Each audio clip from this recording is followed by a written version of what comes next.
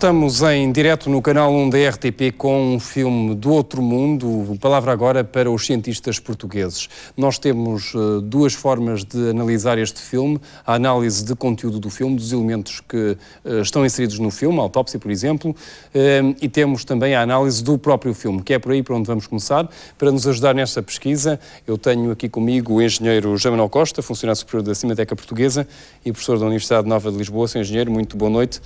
É possível determinar com exatidão a data de um filme? É bastante possível, mas se me permite, antes de mais nada, com todo o respeito pelos cientistas presentes, eu não sou cientista.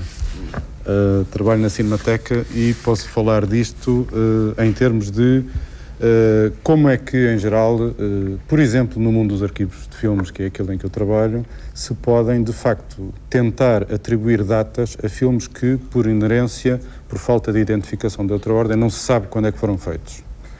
E, portanto, é apenas disso que eu posso falar. É possível, em geral, datar, não propriamente o momento em que o filme foi feito, mas o momento em que a película foi fabricada. Em geral, é possível. Na maior parte dos casos, isto significa que, com algum erro, mas com um erro que não é um erro de muitos anos, normalmente poderá ser um erro de 1 ano ou 2, é o erro comum, pela observação da película, nós poderíamos dizer quando é que aquela película foi fabricada. Mas certas películas, pelo menos. Pegando na película, eu tenho aqui um exemplo, por exemplo... Um filme de 16mm, não é? Semelhante àquele que alegadamente... Um filme de 16mm, eu não tenho indicações precisas sobre o filme que é, e antes de mais nada quero dizer que ainda há confusão sobre esta questão. Pura e simplesmente sobre o facto do filme existir. Eu acabo de ver as cartas, os faxes enviados pela Kodak sobre este assunto e ainda noto contradições, ou seja, há referências da Kodak, de pessoas especialistas da Kodak, que receberam apenas uma ponta do filme. Uma ponta pode ser isto, por exemplo, que está aqui, que não tem nada a ver com a imagem propriamente dita, e há outros que, de uma forma ainda ambígua, falam de uma cópia do filme, não dizendo se é uma cópia integral, se não é. A primeira questão, portanto, de todas é, ainda não é claro se o filme existe, pura e simplesmente. E se o filme não existe, podemos estar perante uma coisa que eu acho divertidíssima, engraçadíssima, fascinante, que é não a fraude do ano, como disse, mas, enfim, o espetáculo da década, talvez. Eu agora estava-me a lembrar que estamos a comemorar este ano o centenário do cinema. Podia ser algo tão fascinante como o Orson Welles fez em 1938 com o relato da Guerra dos Mundos na rádio. Este já causou pelo menos tanto barulho, se fosse isso também era fascinante. Mas isto se de facto o filme não existe. Se o filme existe e se o filme tem as marcas que as pessoas dizem que tem, há algumas probabilidades grandes, neste momento eu estou inclinado a pensar isso, se ele existe, há algumas probabilidades grandes, ele ser de 47. Mas deixa-me só levantar esta questão. Acha natural que a Kodak se pronuncie em 3 cartas? Julgo que tem aí as 3 cartas, sim, não é? Sim. Acha natural que a Kodak se pronuncie em 3 cartas sobre um filme que não se sabe se existe? Bom, uma das cartas diz explicitamente, nós não recebemos o filme, recebemos uma ponta que não tem a imagem, portanto pode ser uma ponta colada de um filme qualquer, não é?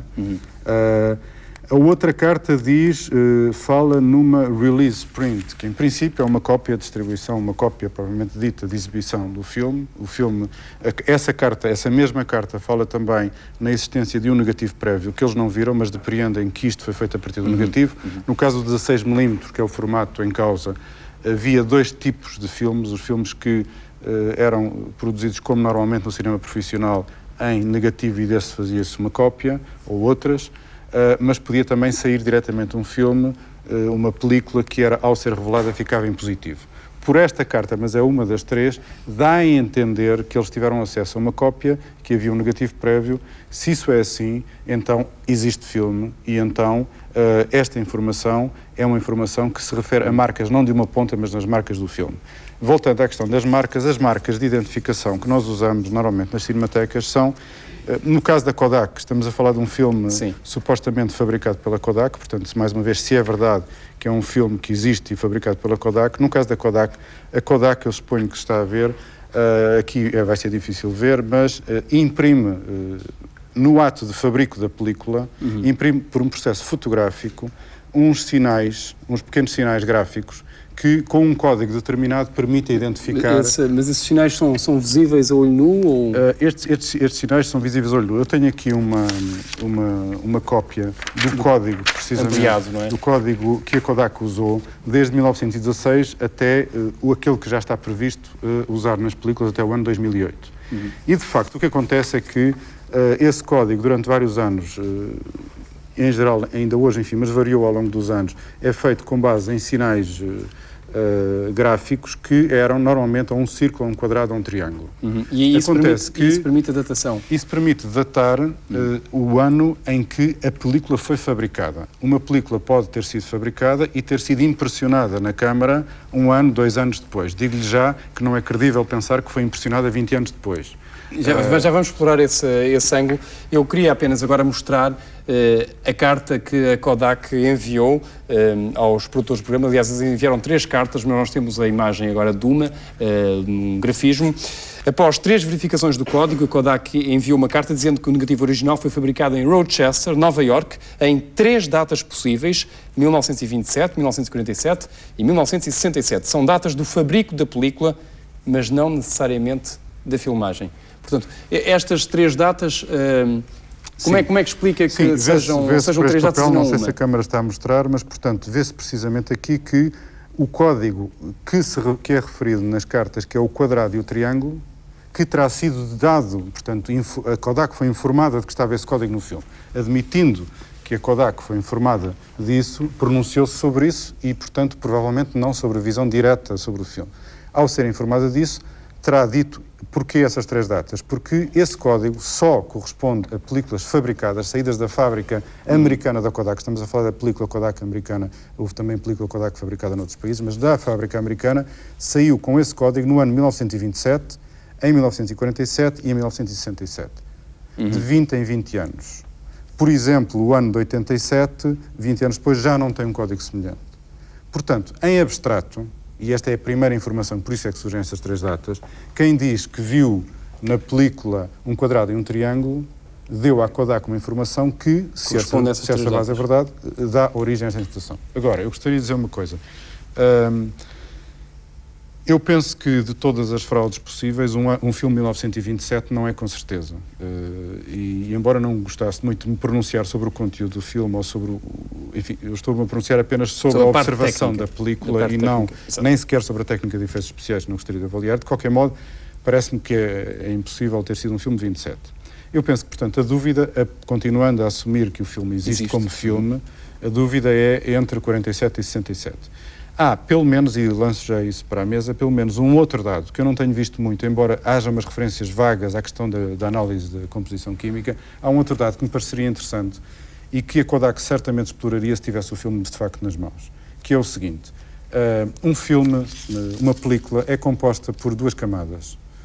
Aquilo que chamamos o suporte, que é uma camada transparente, resistente e flexível, na qual assenta a imagem propriamente dita, e a imagem que é a emulsão, que é uma camada muito frágil, que precisa do suporte para poder justamente ter um suporte, para poder passar nas máquinas, para se poder ver.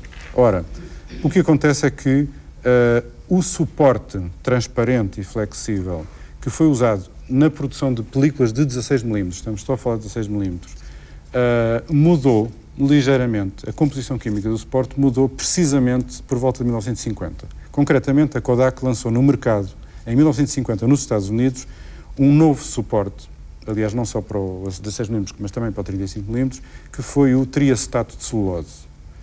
Anteriormente a isso, na película de 16mm, ao contrário da 35, que era o célebre nitrato muito inflamável, na película de 16mm já se usava uma película não inflamável, que era acetato de celulose, mas era o diacetato de celulose. Os primeiros exemplos de aplicação desse, mesmo ainda de uma forma experimental, os primeiros exemplos de aplicação dessa nova composição química foram ainda experimentalmente em 1948. Portanto, se fizer uma análise, que em princípio é possível, da composição química do suporte, se for triacetato de celulose, não pode ser um filme de 47. E se for um diacetato de celulose, podia ser de 47, 48, 49, 50, 51, mas, de 67 mas não era de certeza de 67. O que me parece provar que, usando os 2 critérios juntos, era possível, a quem pegasse no filme, datar o filme.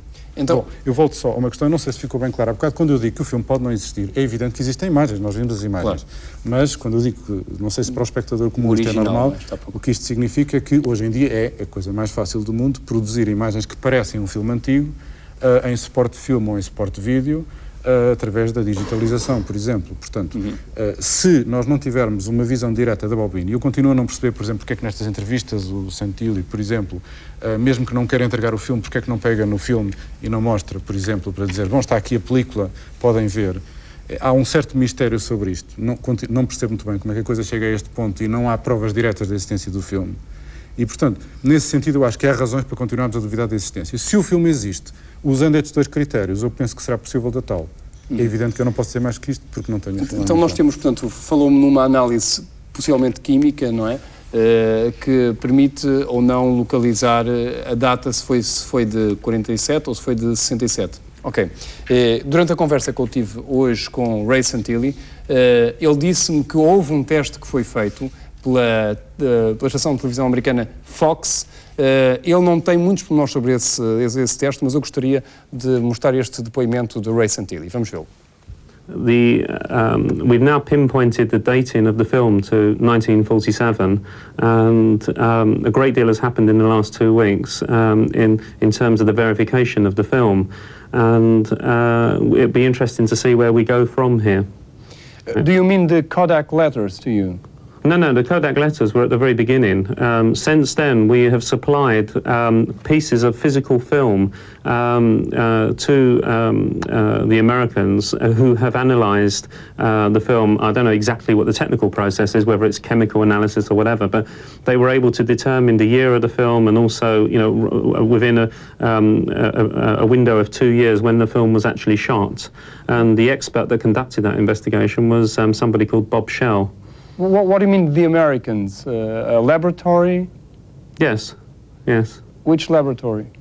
Well, it was done in association with Kodak and Fox, I believe. But I'm sorry, my earpiece keeps falling out. Why didn't you do that chemical analysis before?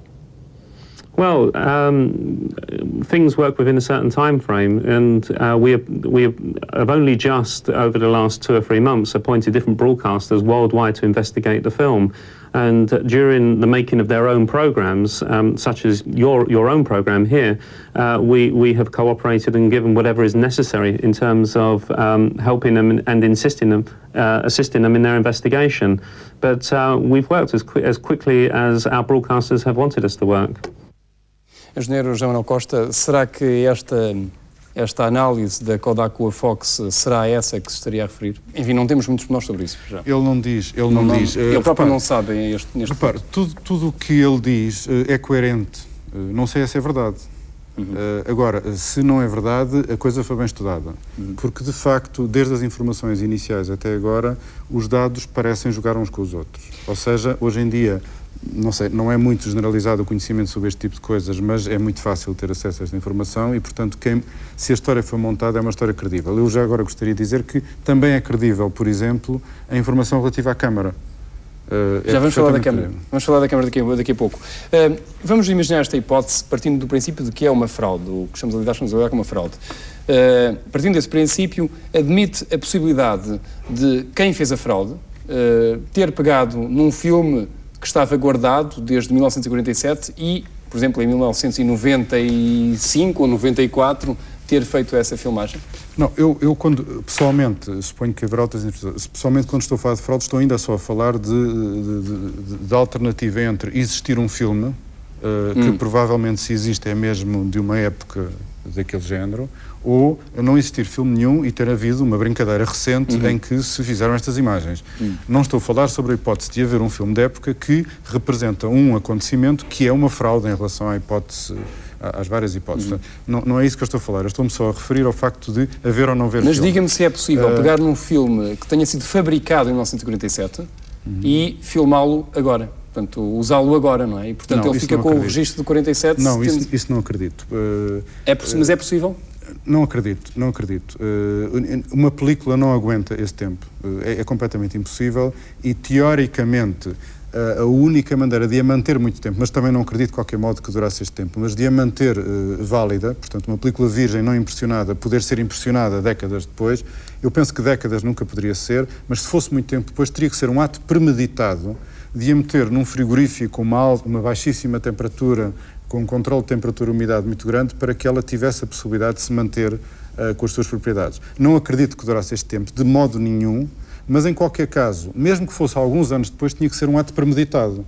Claro. O que não acredito é que alguém... Ninguém faz uma fraude em 47 para mantê-la guardada 50 anos, não é? Nós vimos, portanto, que é possível datar o fabrico do filme. Vimos há pouco, ainda há instantes, Ray Santilli dizer que este último estudo da Fox com a Kodak, do qual não temos muitas informações, também consegue datar a revelação com uma margem de erro de 2 anos. O que é isto de datar a revelação? É a primeira vez que ouço falar em Bom, eu talvez gostasse de ver esse bocadinho outra vez. Não foi muito claro para mim que ele estava a referir à operação especificamente, a operação específica revelação. Sobre a revelação não me parece muito fácil provar isso, mas eu tenho a impressão que ele não estava a referir-se a isso. Eu penso que o que ele estava a referir, se eu bem percebi, é de uma outra maneira aquilo que eu disse primeiro, ou seja, estas marcas, estas sinalefas, estes triângulozinhos e quadradinhos e bolinhas, dizem o ano em que a película saiu da fábrica. Desde esse ano até o momento em que o filme foi impressionado na Câmara, normalmente decorre um período, ou é a película do ano, ou é a película do ano anterior, ou é a película de há 2 anos. Por exemplo, em países com um mercado cinematográfico menos ativo, era o caso, por exemplo, de Portugal, acontecia por vezes, ao longo da história do cinema português aconteceu, usar-se película que tinha já algum atraso. Mas um atraso pode ser de 1, 2, 3 anos, isso é não mais do que isso. Eu penso que quando ele se refere a uma margem de erro de 2 anos, o que ele quer dizer é, nós sabemos de quando é a película e com uma margem de 2 anos podemos dizer quando é que foi feito o filme. Eu devo dizer que ele foi muito claro em falar em revelação com margem de erro de 2 anos, mas pronto, é um ponto que fica em aberto nesta altura. Uma outra questão é esta, não será anormal este filme ser a preto e branco, uma vez que na altura já existia a cor? Não é de modo nenhum normal. Havia, obviamente, muito cinema a cores, havia muitos processos de cor, por exemplo, na indústria do cinema americana, normal, no cinema principal americano, por exemplo, desde a década de 30 e antes, mas enfim, de maneira generalizada, mas os filmes feitos, por exemplo, pelo Exército, sei lá, todos os documentários de guerra, por exemplo, na Segunda Guerra Mundial, os filmes feitos com este tipo de câmaras 16mm portáteis sobre ação, etc., filmes feitos em ação, eram tipicamente filmes a preto e branco. Para esse tipo de cinema, usava-se e continua-se a usar durante muito tempo película a preto e branco. Portanto, é normal que seja perfeitamente preto e branco. Uma última questão tem a ver com a câmara. Trata-se de uma câmara Bell & Howell Film 70. Sim. Eu julgo que tem um exemplar quando semelhante. disse que era uma Bell & Howell Film 70, eu trouxe esta câmara. Depois da descrição mais pormenorizada que vi agora, fiquei com algumas dúvidas se o modelo será o mesmo, no que respeita à parte das objetivas. Mas esta câmara em geral, fabricada pela Bell & Howell, este tipo de câmaras com este corpo em geral, existiu desde os anos 20. Teve variantes e uma das variantes tem a ver com as objetivas. Havia câmaras que só tinham uma objetiva, não com zooms, e isso está correto em qualquer caso, mas não havia várias objetivas intermutáveis. Esta, por exemplo, tinha 3 que permitia rodar e escolher a distância focal. Provavelmente aquele filme terá sido feito com uma distância focal fixa, o que quer dizer que só se utilizava uma objetiva, ou a câmara, como havia, nomeadamente em modelos anteriores a este, só tinha uma objetiva. Portanto, quando aproximava a câmara, desfocava. Sim, embora, por exemplo, estas objetivas têm a possibilidade de focar. Sim, mas também havia objetivas anteriores que não teria. Portanto, sim. Mas pode ter havido objetivas anteriores que não tinham essa possibilidade. Isso é também possível. O que acontece é que estas câmaras, que foram de facto fabricadas desde os anos 20, foram extremamente utilizadas ao longo dos anos 30 e, nomeadamente, ao longo dos anos 40. Ainda, por exemplo, nos documentários de ação, documentários de guerra, ao longo dos anos 40, os americanos, esta era uma das câmaras mais usadas, precisamente. Havia 2 tipos de câmaras Bell & Howell portáteis usadas, havia umas 35mm e umas 16mm. As 16mm, embora sejam relativamente pesada, era uma câmara muito mais flexível, de manuseamento muito mais fácil e, portanto, era usada para as cenas de ação. Nesse sentido, era perfeitamente credível, mais uma vez, que um operador do Exército trabalhasse precisamente com essa câmara. E daí o tipo de movimentação que é feito com a câmara que é coerente com a possibilidade de ser uma câmara deste género. Portanto, mais uma vez, estamos perante uma informação que ou é verdade ou foi bem estudada porque é credível. General Costa, muito obrigado. Passamos agora à análise do conteúdo do filme e para isso temos o depoimento do professor Amândio Tavares, do Centro de Genética Médica do Porto. Sr. Professor, muito boa noite. Boa noite. Será que isto pode ser um ser humano com deformações? Bom, eu quando vi o filme da autópsia, foi uma das hipóteses que pus imediatamente. Há um certo número de malformações que poderiam reunir-se em síndromes dos quais nós conhecemos já neste momento 4.000 aproximadamente. E depois de ter visto o filme, esta manhã ainda, no Porto, meti os dados no computador. Nós temos uma base de dados que nos dá todos os elementos necessários. Aliás, eu falei consigo na altura em que estava a fazer essa pesquisa por computador. Exatamente. Interrompeu-me no trabalho que eu estava precisamente a fazer. Só para lhe referir algumas hipóteses. Por exemplo, há, ao contrário do que refere, ou melhor, mais ainda do que refere o patologista de Sheffield, salvo erro, exatamente, no relatório, que ele se refere à falta de pelo na cara. Não é só na cara, há falta de pelo em todo o corpo. É uma alopécia generalizada. Ora, bom, a alopécia generalizada aparece em 76 síndromes. Só para lhe dar uma ideia da complexidade desta análise. Nós temos algumas imagens, algumas fotografias. Sim.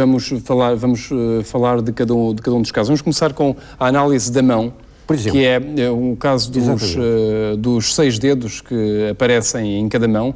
Portanto, eu penso que nós teremos essas imagens agora, justamente. Portanto, 6 dedos.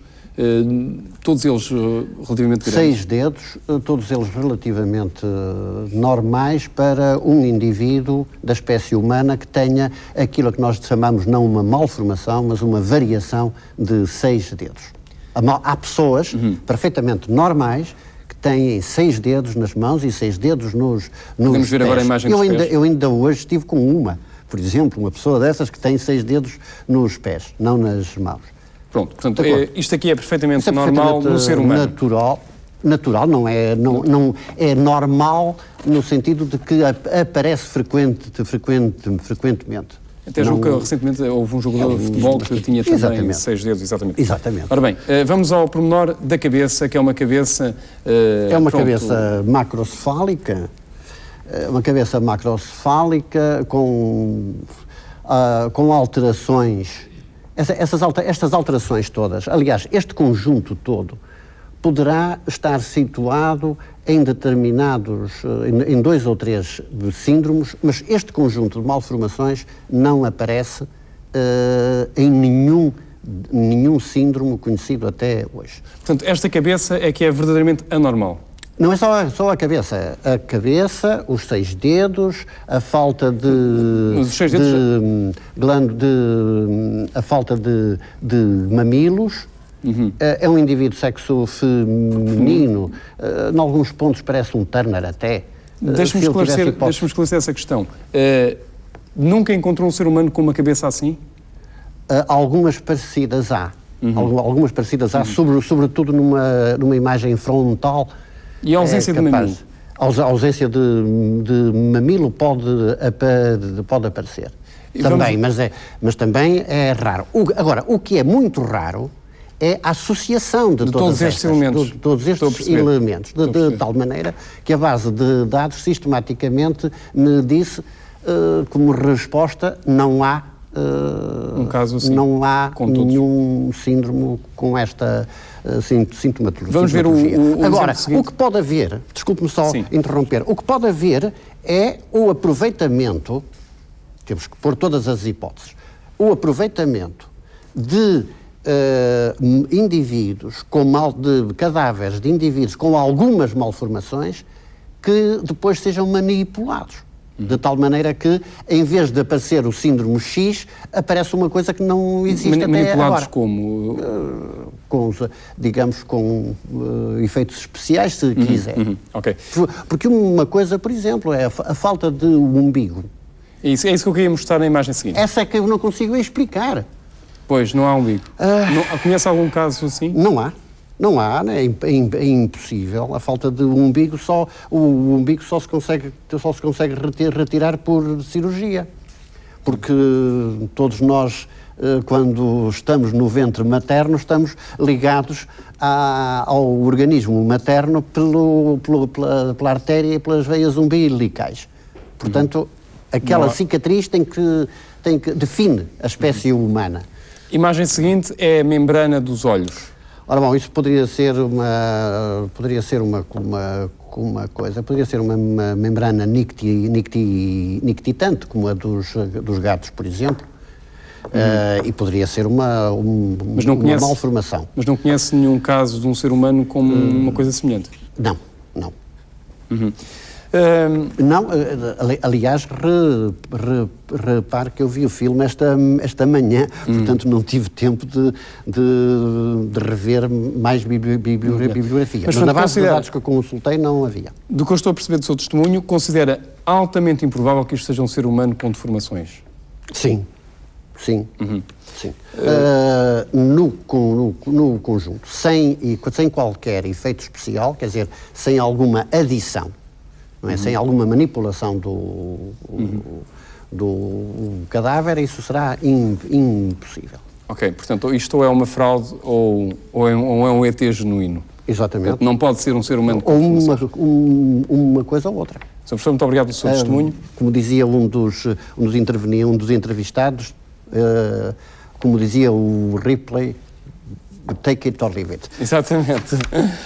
Acredite-se ou não. Sr. Professor Pinto da Costa, muito boa noite. Boa noite.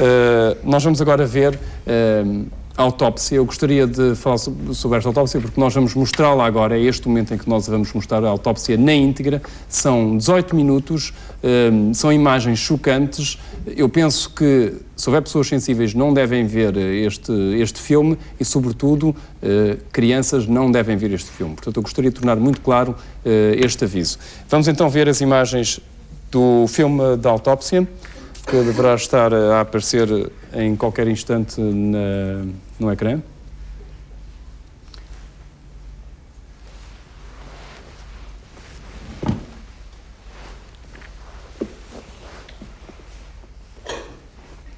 Eu julgo que, portanto, é uma imagem sem som, mas nós colocamos uma música por debaixo destas imagens.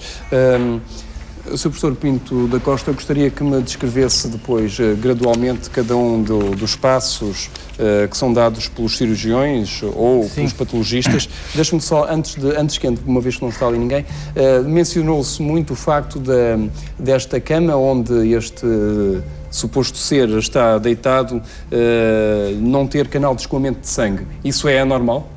Bom, não é normal, mas eu, antes de fazer um comentário mais pormenorizado às imagens, começaria por evocar o que diz o Paul Higgins, da Universidade de Londres, relativamente à probabilidade da configuração de um extraterrestre ser semelhante, de algum modo, a um humano. E diz ele que a probabilidade seria a mesma de, ao mesmo cidadão, durante um ano, sair a lotaria todas as semanas. Eu, por acaso, esse é um tema que eu queria abordar mais daqui a pouco e vamos conversar sobre isso. Portanto, de tudo aquilo que se tem dito sobre este filme, e eu já o vi 10 vezes, esta vai ser a 11ª vez que o observo, e, além disso, todas as considerações também que tive a oportunidade de verificar na Sky News e na RTL, chegava em determinada altura a pôr-se em dúvida que a mesa fosse contemporânea de 1947 por ter poucos orifícios. Isso não tem qualquer espécie de base, uma vez que 2 mesas de autópsia modernas que adquirimos no ano passado para o Instituto Nacional de Porto apenas têm um orifício. Portanto, essa situação não é de maneira nenhuma relevante. O que é que nesta fase, portanto, isto é normal, na altura, antes da autópsia, o cirurgião eu fazer um estudo do diria cadáver? que nesta autópsia é tudo anormal. Tudo anormal. Começaria por dizer que é tudo anormal. É começar pela forma como... Primeiro, digamos que o médico está a palpar o abdômen com um cuidado exagerado que dá a impressão que ele tem medo que vai estourar qualquer coisa ou modificar qualquer morfologia que se está a ver. Não seria normal esse... Se Não isto é for um normal. filme genuíno de um extraterrestre, não seria normal um patologista tocar nele com mais cuidado? A esse pormenor, eu vou-lhe pôr a questão que, aliás, já lhe referi da probabilidade, a não ser que vamos admitir que saia lotaria a qualquer cidadão todas as semanas, julgo que o exemplo que eu fui evocar do Paul Higgins afasta, de alguma maneira, a probabilidade de se tratar de um extraterrestre. Mas eu queria, sobretudo, focar relativamente à filmagem. Há ali um erro bastante grande, que cá está a delicadeza com que ele toca no abdômen. Não se chega a perceber o que é que ele está ali a fazer. Ele está a indicar o quê? Não se percebe, não é prática, na realidade, de se fazer isso. Por outro lado, a mim causa-me uma certa perplexidade como é que, em 1947, ou seja, 2 anos depois da explosão das bombas atómicas, se consegue fazer uma autópsia tão mal num centro que devia estar munido das melhores tecnologias. Por outro lado, não se percebe, por exemplo, naquilo que estamos a ver, que não é nada. A imagem aparece desfocada, e eu sei que na ocasião não havia zoom, no entanto, na parte final do filme nós vamos ver uma nitidez, naquilo que não é relativo ao corpo humano, aparece tudo muito nítido. Outro aspecto que efetivamente chama a atenção, aliás já foi sublinhado que não interessa nada, que é o facto de ter 6 dedos. Poderia dar uma certa noção de diferença a um modelo que tenha sido inventado, uma certa extravagância. Mas o fundamental do problema está aqui. Nós estamos a ver uma incisão, essa incisão vai começar a sangrar. Mas é um corte de imagem. O que é perfeitamente irreal. E eu desafio, seja quem for em qualquer parte do mundo, que depois de se fazer uma incisão daquele género, haja sangue consoante ali está. E tenho fotografias que propositadamente fiz hoje de manhã, num cadáver, para mostrar a falsidade do que se está aqui a ver. Mas vamos ver as imagens dessa fotografia mais daqui a pouco. Mais daqui a pouco. Por outro lado, o próprio sangue que ali está na incisão do pescoço, que é uma incisão que vamos ver no decorrer do filme que é inútil, porque se trata apenas de uma incisão superficial, que não tem continuidade, cujo sangue vai manter-se durante toda a manipulação do cadáver, o que seria improvável se fosse sangue. Como disse, o sangue não escorre daquela maneira, e este, digamos, é o ponto-chave para mostrar os tais, para contribuir, que é aquilo que eu vou pretender, encontrar os 2% que há pouco foi dito que faltavam para que se provasse que tudo isto era um embuste.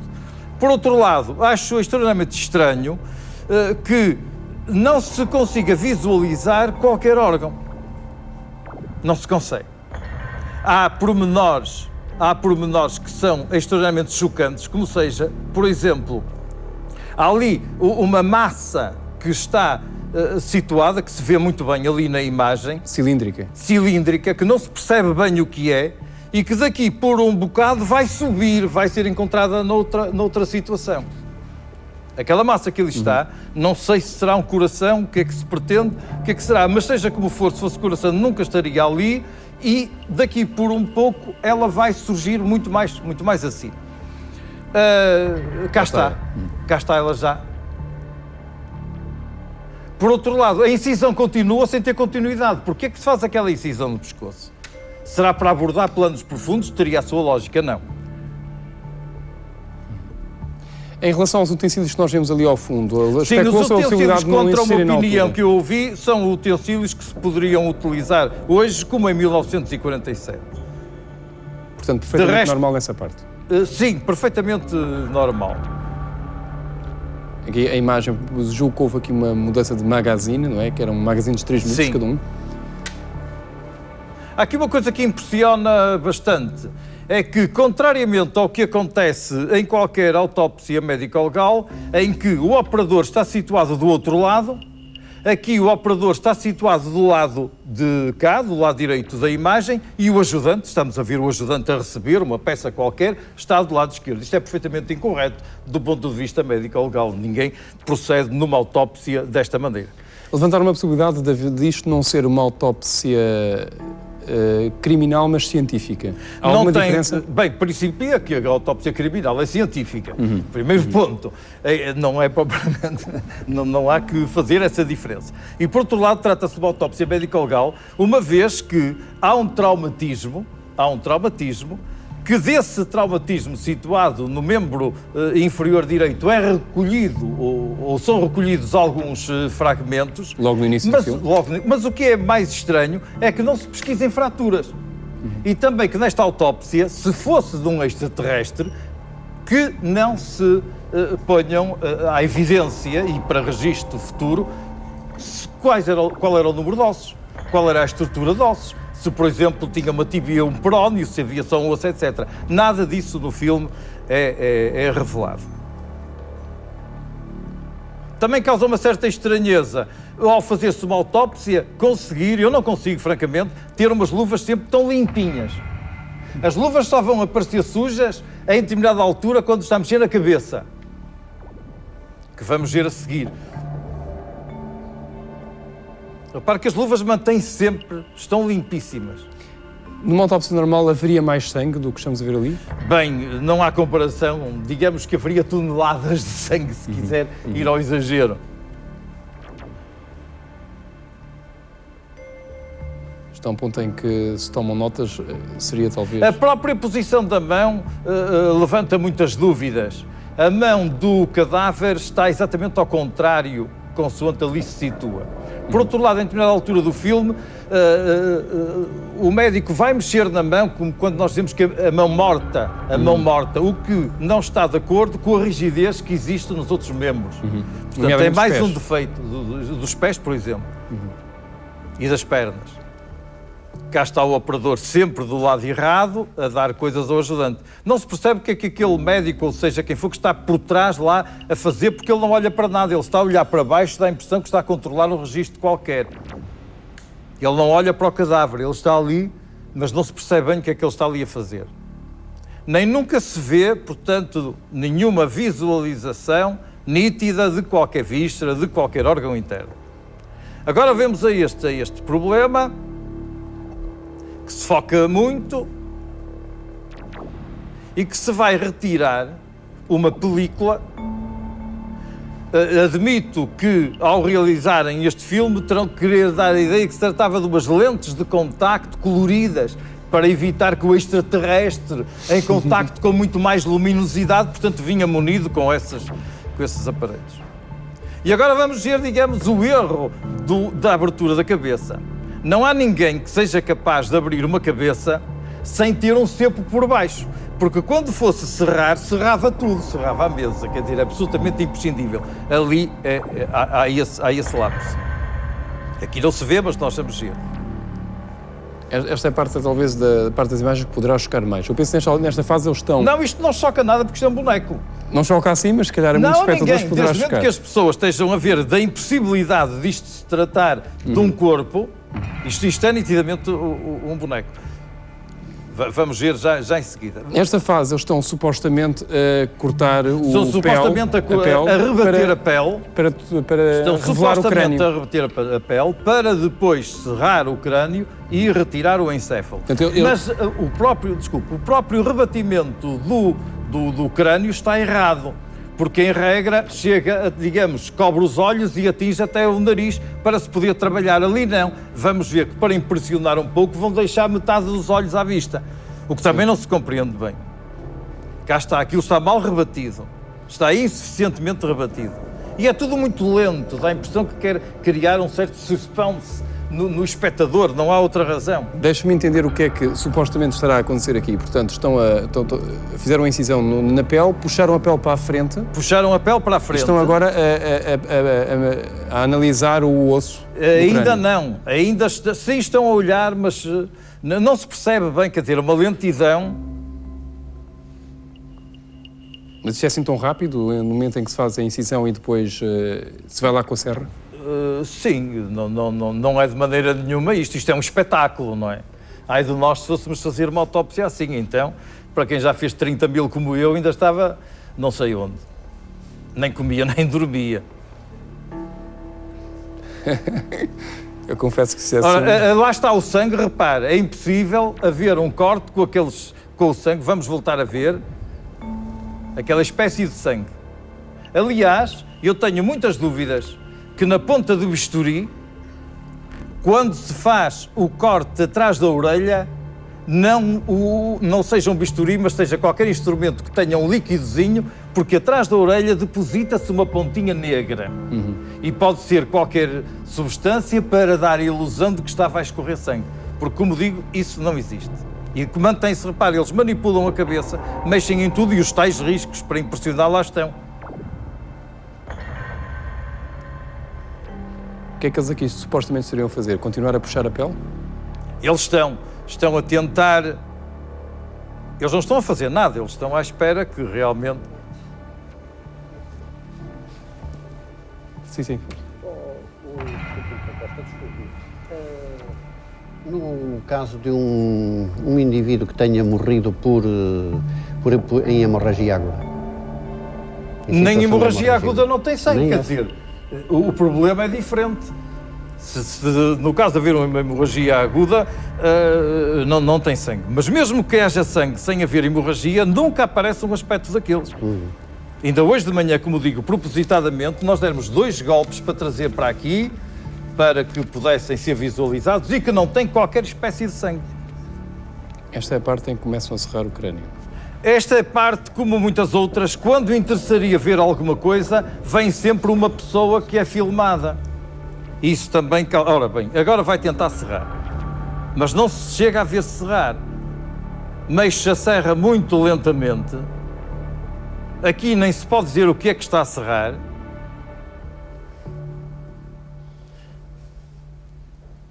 Não se chega a ver se...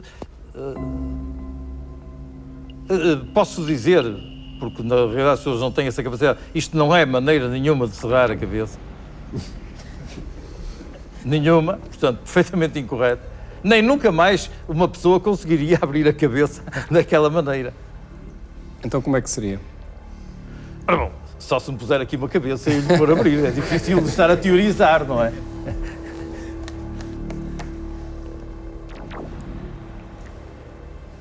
Mas repare, não se vê nada nítido naquilo. A única nitidez que o cameraman vai conseguir vai ser no fim para mostrar, digamos, aquilo que não tinha interesse nenhum. Aí sim, aí há nitidez. Aqui não, é tudo confuso. A razão pela qual a explicação de não haver zoom não me convence. Porque se não havia zoom para muitas coisas, também não havia zoom para outras. E é para notar que os Estados Unidos já se pronunciaram quanto à inexistência de qualquer sala de autópsias do género na ocasião.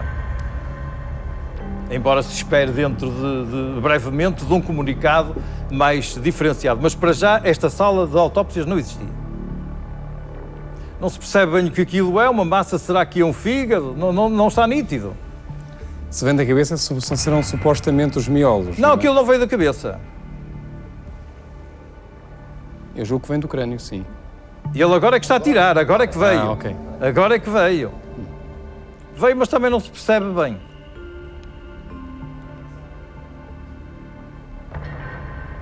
Continua ele a apontar, não se sabe o que. O outro lá atrás, sempre a olhar, não se sabe para onde.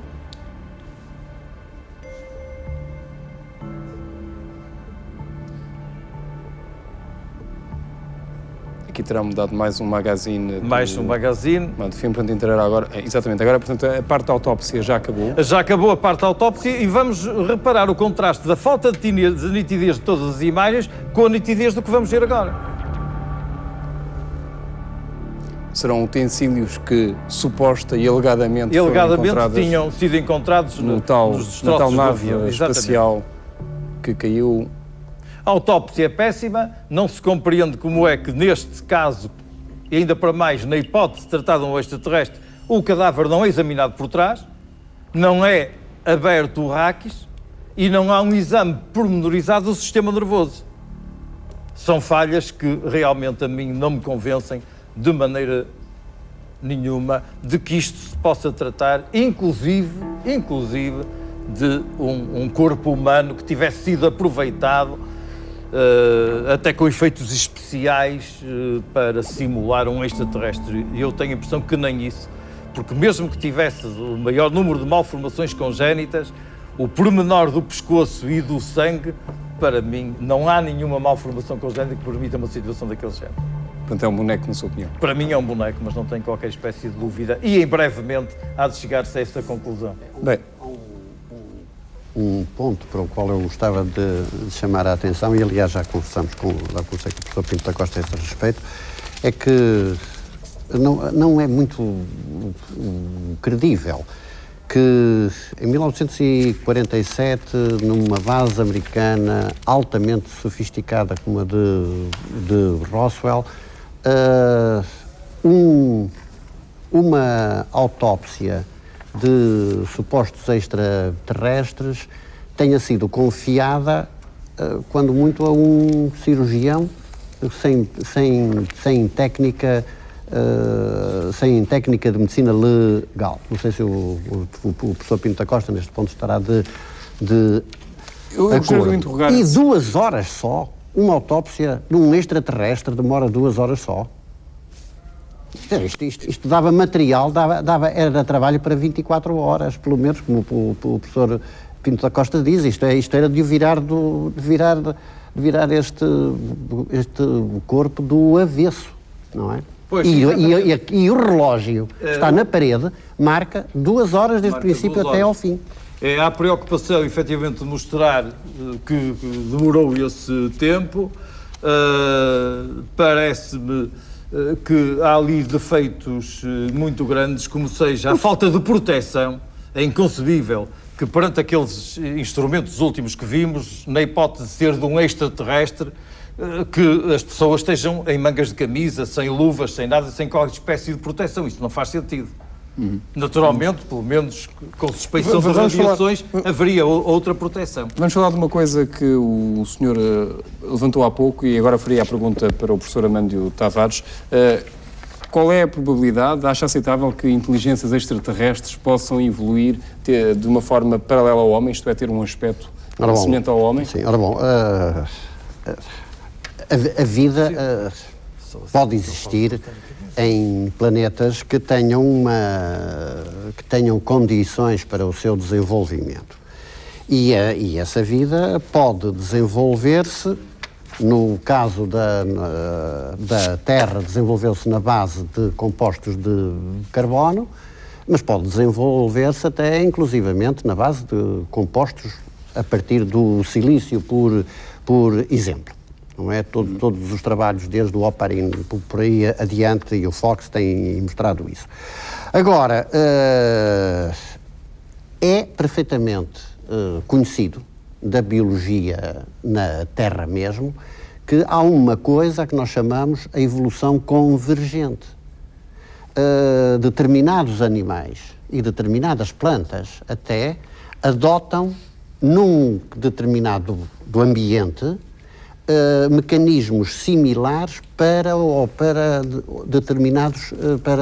obtenção de determinados objetivos da vida, não é objetivos, não estou a dar inteligência às plantas, por exemplo, mas há plantas carnívoras, por exemplo, e as plantas carnívoras, que mecanismo têm? Uma boca, exatamente semelhante à nossa, dá lá no mecanismo, não é? Abre, recebe o alimento e fecha. A isto chamamos nós evolução convergente. Por outro lado, a evolução faz-se, a genética ensina-lo, sempre com o mínimo de consumo de energia. Os organismos estão num equilíbrio muito instável de energia. Se gasta mais energia do que a que consegue obter do ambiente, o organismo morre e não se reproduz. Portanto, é necessário, para que uma espécie consiga desenvolver-se e sobreviver e desenvolver-se, é necessário que se consiga o objetivo desejado com o mínimo de esforço. Não é por acaso que a visão estereoscópica, que é muito importante para a defesa e para a obtenção de alimentos, etc., seja possível de obter com dois olhos, com um par de olhos. Da mesma maneira, a audição, 2 ouvidos, nos submarinos, eu suponho que o ideal para determinar posições é com 2 receptores. Portanto, é perfeitamente possível. É possível que um ser extraterrestre inteligente tenha... Ou não inteligente, ou não inteligente mesmo. Nesse ponto tem divergência com o professor Pinto da Costa? Nesse ponto estou em discordância, mas é um problema de genética teórica.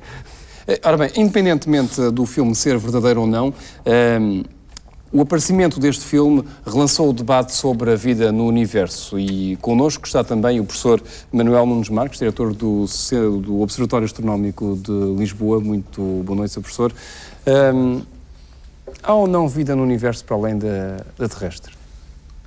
Bem, eu aceito que haja vida no universo, em muitas partes do universo, porque se a vida apareceu na Terra, haverá na nossa galáxia milhares de estrelas que tenham planetas com características semelhantes à Terra, e portanto aí a vida também, enfim, todas as moléculas têm evoluído para a criação de vida. Então vamos ver o documento que temos a seguir. São fotografias de micro-organismos que vieram em meteoritos. Isto constitui uma prova física e científica de que existe vida fora da Terra, não apenas uma prova teórica. Vamos ver essas imagens no ecrã dentro de instantes. Não, quando muito, estes meteoritos carbonados, têm moléculas orgânicas, foram encontradas moléculas orgânicas. É o caso destas. Ou vieram, pois este é o meteorito de Murchison, que foi descoberto na Austrália. Portanto, foram encontradas moléculas orgânicas, ou vieram no meteorito, ou foi uma contaminação terrestre. Mas há casos já têm sido descobertas muitas moléculas orgânicas no universo, tanto em meteoritos como até em nuvens interestelares. Portanto, o que me está a dizer é que, de facto, há provas físicas de que há vida fora da Terra, embora essa vida não seja necessariamente... Não, o facto de existirem moléculas orgânicas não quer dizer que haja vida. Enfim, provavelmente haverá vida, como disse, portanto, essas moléculas evoluíram para seres monocelulares e provavelmente seres pluricelulares, mas os professores de medicina saberão disto mais do que eu. Uma outra questão que esta história de um alegado extraterrestre que terá caído no Novo México levanta é das viagens no espaço. Considerando que a luz, embora ande depressa para os nossos padrões, anda devagar para os padrões do universo, e considerando que Einstein disse que nada podia igualar a velocidade da luz, será que é possível viajar entre estrelas? Bem, teoricamente é, mas agora construir aparelhos que nos permitam fazer viagens entre estrelas é que é já mais difícil, porque, enfim, por exemplo, a estrela mais próxima encontra-se a cerca de 4 anos-luz de distância, portanto, quer dizer, um viajante à velocidade da luz demoraria 4 anos a chegar a essa estrela. Ora, mas não aceito, pelo menos com a tecnologia atual, que se possa viajar à velocidade da luz. Portanto, suponhamos que em lugar de os 300 mil quilómetros por segundo da velocidade da luz, conseguia-se construir uma nave que viajasse à velocidade de 10 mil km por segundo. Quer dizer, portanto, essa nave daria a volta à Terra em 4 segundos, enquanto os atuais satélites demoram 97 ou 98 minutos a dar a volta à Terra. Ora, se a nave viajasse à velocidade de 10 mil km por segundo, para chegar à estrela Alpha Centauri, a mais próxima, demoraria mais de 100 anos. Isso Só, portanto, está a ver os problemas tecnológicos que a questão põe. Bem, vamos agora saber o que é que pensam os telespectadores que aceitaram participar na auscultação telefónica que estamos a promover nesta altura e desde a tarde aqui no Canal 1. Vamos ver os resultados que vamos mostrar. Portanto, acha que o filme é verdadeiro ou falso? 73% disseram que sim, é verdadeiro. 27% são da opinião de que não é falso. É um resultado provisório para já desta sondagem que nós estamos a promover. Se quiser participar nesta consulta, pode ligar para o 0641 11 12 13. Diga se acha que o filme é verdadeiro ou se o filme é falso. E vamos agora saber o que é que pensam as pessoas que estão num painel, aqui também neste estúdio. Com elas está o repórter Luís Castro. Luís? Bom, temos um painel de 18 pessoas, como disseste há pouco, um painel representativo onde temos um representante da Igreja Católica, onde temos um representante de uma organização italiana, a Non Siamo Soli. Esse mesmo representante daqui a pouco vai nos contar alguns pormenores, algumas experiências que diz ter vivido, experiências que diz serem do 1º e 2º grau. Temos também uma professora universitária e um comandante da TAP. Mas eu começo pelo padre João Caniço. A Igreja Católica diz que Deus fez o homem à sua semelhança. Este ser que dizem ser extraterrestre é um pouco também à nossa semelhança. Poderá haver alguma relação entre aquilo que a Igreja defende e aquilo que acabamos de ver há pouco? A Igreja não defende que este homem que é um extraterrestre ou não é. Isto é um ser que tem algumas semelhanças com a Bíblia desde sempre, antes da Igreja existir, depois de Jesus Cristo, a Bíblia sempre disse que Deus criou todos os seres viventes, no céu, na terra e nos céus. Quando dizia os céus, não dizia a nossa vida futura, porque isso não é lugar, é um estado. Agora, dizia nos céus, no firmamento. Portanto, já os próprios judeus, na Bíblia, tinham isso como uma fé absoluta que havia outras vidas. E a gente olha para o Sol e vê que o Sol tem mais vida até que nós. Ele é que nos dá a vida a nós, o Sol, com a luz, com o calor, etc. A gente vê até cá na Terra vidas que são semelhantes a estas das estrelas. Um cientista hoje olha para o mármore e diz: isto é o estado adulto do barro. O barro é o estado infantil do mármore. O calcário é o estado juvenil do mármore. Só que entre eles, entre uns e outros, pode haver 20 mil, 30 mil anos. Mas tem vida o mármore. Nós dizemos que não tem vida, está morto. Mas toda a gente sabe que tem vida. É a vida dele.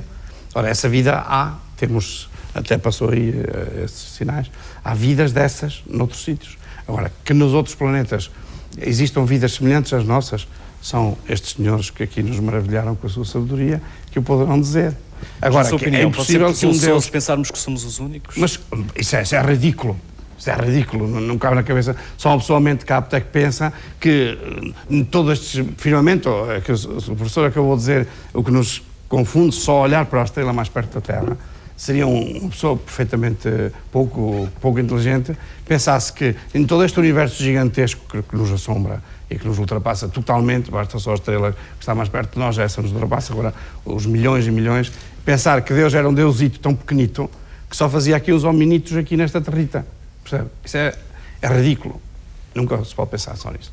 Isso é Temos que pensar que se Deus é omnipotente e todo-poderoso e fez toda esta maravilha que nós nos deslumbramos a olhar, é impossível que Ele se tenha concentrado toda a sua energia para nos fazer a nós só. A doutora Ermelinda Fernandes é professora de Filosofia. Doutora, perante aquilo que nós vimos, se tudo isto for verdade, para um pensador, para um filósofo, as coisas podem mudar significativamente?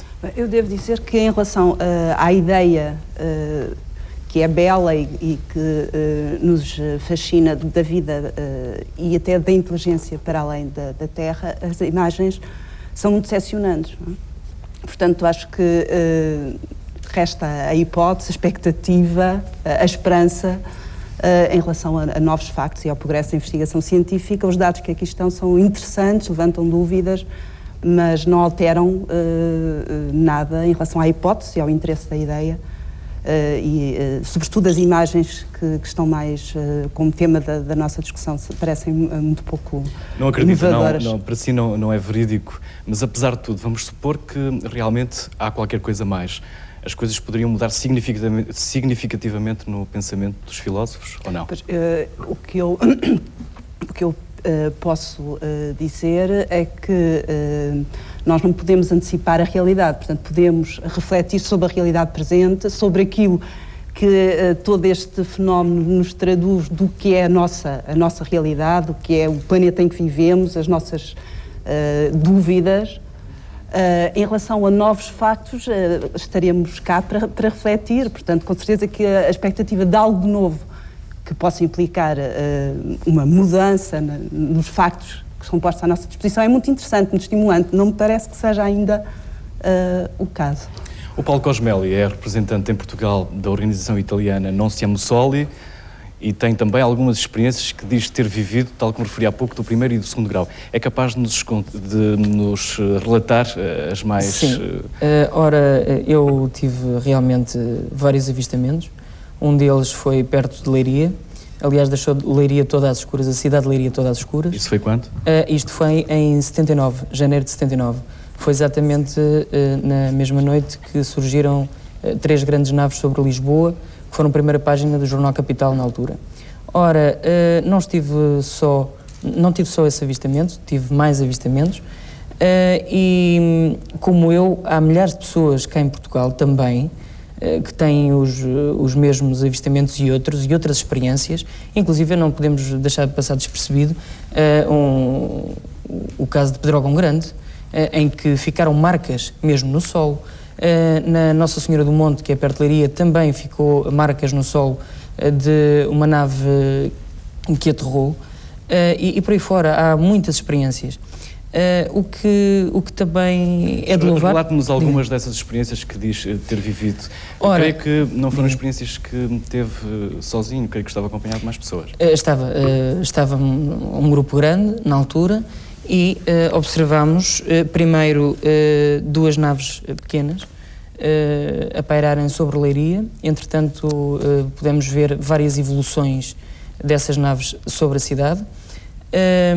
Evoluções essas que não poderiam ser feitas por nenhum aparelho terreno, porque não há tecnologia sequer para isso. De todos estes avistamentos há registros em radares. Ainda há bocado a falar com o seu comandante, que está também aqui presente entre nós. Vamos falar daqui a pouco. Esses registros existem, não só deste caso, de outros casos também, portanto fica registado em radares. Ora, deixou Leiria toda às escuras, foi visto por milhares de pessoas. Há fotografias da altura, eu ainda não consegui nenhuma dessas fotografias, mas bastante breve penso vir a ter acesso. A organização que eu represento cá em Portugal é uma organização que se debruça sobre este e outros fenómenos relacionados com visitas de seres extraterrestres, que é Non Siamo Soli, está em mais de 39 países. Começou em Itália e começou precisamente também em 1952. O que nós temos vindo a constatar é que desde a utilização da bomba atómica por parte dos humanos, não é? Houve um virar de atenção de seres vindos de outros planetas, e isso eu tenho uma série de provas, inclusivamente vídeos documentais, não só do próprio voo experimental do avião Concorde a ser escoltado por discos voadores, como também por missões da Apollo 11 e Apollo 17. Foi-nos entregue através de Gordon Cooper, astronauta, agora nos Estados Unidos, entregue ao representante-geral da Non Siamo Soli, que é de Giorgio Bongiovanni. Ora, todos estes e outros factos nós pomos ao dispor para serem estudados, para serem analisados. É lamentável, de facto, que se falta um pouco, que se tenha uma preocupação de desmanchar e de pôr nuvem em cima do assunto, como, por exemplo, muito tristemente ouvindo há bocado, falar em sangue quando o Dr. Jesse Johnson, que esteve presente na autópsia, e isto porque a Non Siamo Soli está ligada a mais de 39 países e vamos recebendo informações de todos eles. Diz que do interior dos corpos encontrou um líquido incolor que nada tem a ver com plasma sanguíneo humano. Tampouco se apreciaram vísceras nem aparelho digestivo. Portanto, e partiu-se logo de um pressuposto que haveria sangue. Entre outros pressupostos que eu, vindo de homens de ciência, fico um bocado perplexo e induz-nos quase a um riso se não começarmos a ver a maneira fria, uma análise científica, não só deste caso, mas do fenómeno dito OVNI. Eu já não lhe chamo objetos voadores não identificados, mas sim visitantes de outros planetas a centrarem a sua atenção no nosso planeta, porque pode estar em vias de explosão. O comandante Osvaldo Oliveira é diretor de segurança de voo da TAP. Durante estes 15 anos nessas funções, certamente já recebeu relatórios de pilotos onde se relatam situações mais ou menos estranhas. É capaz de nos exemplificar um pouco mais do que é que um piloto, por exemplo, da TAP pode encontrar e o que é que pode significar para si? Poderá encontrar ou não encontrar. Eu tenho 35 anos de aviação, 15 mil horas de voo, nunca tive uma situação dessas. Mas tenho registros, temos 4 registros, eu quero corrigir aqui, temos registros e depoimentos visuais, de observação visual de tripulantes nossos. Os 5 casos que nós temos relatados referem-se, são passados aqui em Portugal e mais precisamente próximo de Lisboa. E contactamos os controladores, um dos casos foi também presenciado visualmente por um controlador, não há nenhuma imagem apareceu no radar, o que causou certa impressão num desses casos em que o controlador avisou o nosso avião de que tinha um tráfego em rota de colisão.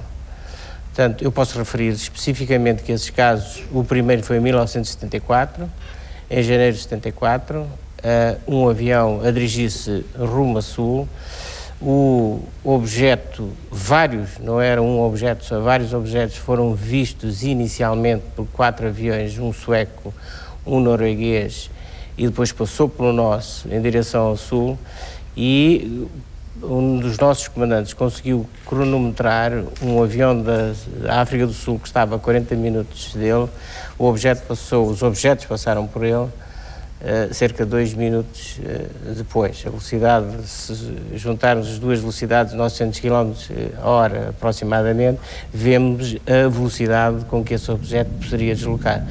Eu não tenho conhecimento, até onde chega o meu conhecimento, que haja algum meio de propulsão ou que possa imprimir essa velocidade dentro do espaço, neste espaço terrestre. Muito de qualquer maneira... O que é que a TAP faz perante esses relatórios? Guarda-os? Nós temos os depoimentos, os relatórios, logicamente que temos em vista a segurança da aeronave. Num dos casos de 76, deste caso, por exemplo, este caso de 74, descreveram que viram 2 objetos em forma de V grande e mais 10 a 12 do mesmo feitio próximos. Portanto, são todos esses objetos que eles observaram. Quase todos estes casos foram à noite. Em 1976 nós tivemos um dos casos em que foi à descolagem em Lisboa e o nosso avião teve que executar uma manobra para evitar o que julgavam que ia colidir com eles. Desceram, voltaram e foram avisados pela torre de controle que estava a observar visualmente para evitarem o tráfego. Os tripulantes relataram o que viram o objeto a movimentar-se muito rapidamente depois de passar por eles, viram o que supõe a ser propulsão, e alguns segundos depois apareceu o fenómeno em Sevilha e em Gibraltar. Outro caso que nós tivemos foi também à descolagem em Lisboa, próximo da Alverca, e aí o avião estava mais baixo, estava a cerca de 700 pés, e o comandante descreve precisamente a nave, e descreve como um tubo de néon brilhante, com 10, 12 janelas, descreve precisamente, e o copiloto também descreve da mesma maneira. O que nós fazemos com estes reportes, logicamente, que é saber se cientificamente poderia haver possibilidade de haver colisão com aeronaves destes objetos. A Carla Mendonça é uma estudante. Para a sua geração é fácil acreditar neste tipo de fenómenos ou há um ceticismo à volta de tudo isto da sua parte? Penso que é bastante fácil. Penso que é bastante fácil porque, basicamente, porque para além da vida que existe na Terra, como nós a conhecemos, realmente o universo é uma coisa tão grande, tão grande, tão grande que tem que haver. Agora, neste caso deste filme, neste extraterrestre, eu pessoalmente não acredito. Acho que é um logro autêntico. Pronto, eram as opiniões do nosso painel aqui em estúdio. Este programa do Canal 1 levou vários órgãos de comunicação social a promover debates sobre o filme da autópsia. Um desses órgãos é a estação de rádio TSF, que abriu antena aos seus ouvintes para escutar os seus pensamentos. Sandra de Sousa está na TSF a ouvir todas as opiniões. Sandra, muito boa noite. O que é que os ouvintes estão a dizer? Boa noite, Rodrigues dos Santos. Bom, este documentário é já para alguns um passo de gigante na investigação científica, isto se o entendermos como a primeira prova material da existência de seres extraterrestres. Bom, para outros não passa de uma magnífica encenação de uma enorme fraude. Vamos é tentar saber se este tema suscita o interesse dos portugueses. Eu lembro que a TSF tem antena aberta para os ouvintes há mais de uma hora, há cerca de 1h30. Paulo Alves Guerra está a conduzir a emissão. No início fizeram um resumo do documentário exibido pela RTP. Neste momento tem antena aberta para especialistas e também para ouvintes. Ao meu lado eu tenho António Pinto, produtor da TSF, que está a receber as chamadas telefónicas. Muito boa noite. Eu pergunto-lhe, o fluxo de chamadas telefónicas é revelador, é significativo do interesse dos portugueses nesta matéria?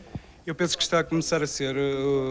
Enquanto a televisão estava a mostrar o filme, não tivemos muitos ouvintes, mas agora estão a chegar com o habitual fluxo, ou seja, constante, e penso que é revelador, porque estão a telefonar médicos, estão a telefonar, pelo menos, pessoas muito interessadas nos OVNIs, nos extraterrestres, etc. Estão a telefonar, sobretudo, quadros, não é? Pessoas com grandes conhecimentos sobre a matéria, é isso? E são essas pessoas, fundamentalmente, que ouvem a TSF, porque as sondagens dizem precisamente isso, são quadros superiores, normalmente, que ouvem. Passando os olhos pela lista que tenho aqui à minha frente, constato que a maioria são homens. Eu penso que nenhuma mulher telefonou até ao momento. Há alguma explicação para isto? Não há. De manhã costumam telefonar também mulheres e quando fazemos isto à noite, é mais raro, quando fazemos isto à noite também costumam telefonar mulheres, mas não vejo nenhuma razão especial, sinceramente, não vejo. Nós tivemos a oportunidade de ouvir algumas das intervenções, pareceram-me, de facto, opiniões de pessoas estudiosas da matéria, pessoas com bastantes conhecimentos sobre o tema, isto pelas opiniões bem fundamentadas, de facto, na minha opinião. De qualquer forma, a tónica geral é de que as pessoas duvidam da credibilidade deste documentário e apontam razões diversas, nomeadamente a forma como a autópsia foi feita, o facto do formato da nave espacial ser demasiado parecido com aviões que são usados atualmente. Houve mesmo quem duvidasse da montagem das imagens. Bom, a tónica geral parece-me de que eles não acreditam, os ouvintes que para aqui ligaram não acreditam na credibilidade deste documentário, mas a maioria acredita de facto na existência de seres extraterrestres. Sandra, muito obrigado. Nós temos, portanto, os ouvintes da TSF céticos, nós temos os cientistas portugueses céticos e temos as pessoas que estão a telefonar para a sondagem que nós temos estado a encomendar desde o Jornal da Tarde, esta tarde, a acreditar e apoiando a ideia de que o filme é verdadeiro. 68% das pessoas que telefonaram dizem que o filme sim é verdadeiro, 32% acha que não. É preciso salientar que o número dos sim está a diminuir em relação à nossa última projeção e o número do não também está a aumentar, evidentemente. Não vale a pena fazer mais chamadas, nós damos por encerrada a auscultação telefónica. Vamos agora ouvir pela última vez o nosso grupo de cientistas ou de técnico, no caso do engenheiro José Manuel Costa, saber as suas opiniões finais. José Manuel Costa, se tiver que dar um grau de percentagem, qual é a percentagem que dá à possibilidade disto ser verdadeiro e à possibilidade de ser falso? Não sei, não faço a mínima ideia. Eu adorava que fosse verdadeiro. Sempre sonhei com uma hipótese fascinante. E é uma hipótese fascinante e gostaria imenso que fosse verdadeiro. Perante os dados que tenho, começo por duvidar da existência de um filme antigo, de um filme de época como aqueles, mas também, se foi feito agora, também acho muito engraçado. É igualmente fascinante a hipótese Portanto, acho que estamos bem. Uma fraude muito, muito elaborada, mas não quero avançar com percentagens. Na sua opinião, embora seja provável que o filme é falso, não tem a certeza absoluta disso. É isso? Estou a resumir bem? Não tenho a certeza absoluta. Continuo a dizer o que disse no princípio e penso que tudo o resto me parece ter confirmado. Ou seja, se há um filme, se há de facto um filme que não foi um vídeo feito agora, enfim, umas imagens produzidas agora, se há um filme com alguns anos de idade, é muito provável, e se aqueles dados que nos chegaram são verdadeiros, é muito provável que seja um filme de 47. E depois logo que está dentro já não tenho a certeza. Professor Amândio Tavares, se tiver que dar percentagens, qual é a probabilidade de ser verdadeiro e qual é a probabilidade de ser falso? Bom, eu diria que para quem supõe que realmente existe vida para além da Terra, este filme é um mau serviço. Os elementos, os pormenores mais importantes são precisamente aqueles que estão mais obscuros, mais desfocados, ou se interpõe o corpo do médico que não sabia fazer autópsia. Estou de acordo nisso com o professor Pinto da Costa. Mas nós não podemos esquecer duas coisas neste caso, e isso é que convinha, suponho eu, que se sublinhasse.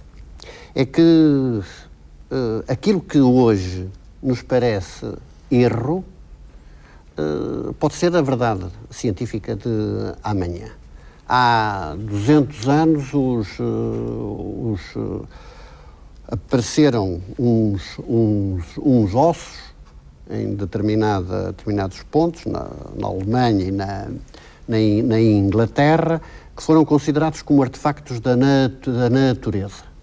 Nessa altura supunha-se que a Terra tinha 6.000 anos, não é? O bispo anglicano Usher dava 6.000 e não sei quantos anos para a vida da Terra, depois isso já se aumentou para umas centenas de milhares de anos, depois para uns milhões, e a certa altura verificou-se que afinal esses ossos, que eram considerados artefactos da natureza, eram ossos de dinossauros, por exemplo, e já lhes damos 170 milhões de anos, ou 100 milhões de anos, 170 milhões de anos por aí adiante.